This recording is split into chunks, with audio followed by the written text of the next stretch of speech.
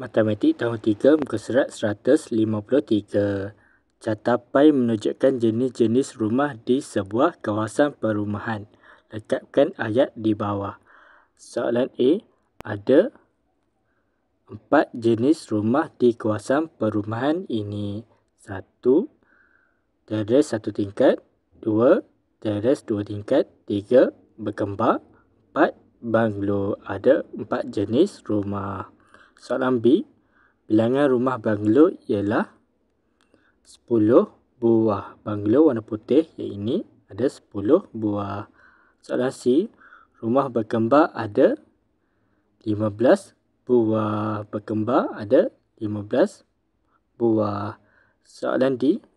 Rumah teres 1 tingkat ada 30 buah. Yang ini rumah teres 1 tingkat ada 30 buah. Soalan E. 25 buah rumah di kawasan perumahan ini ialah rumah teres 2 tingkat. Teres 2 tingkat ada 25 rumah. Soalan F. Rumah banglo ialah rumah yang paling sedikit di kawasan perumahan ini. Banglo ada yang putih ni ada 10 yang paling sedikit. Jadi ini adalah jawapannya.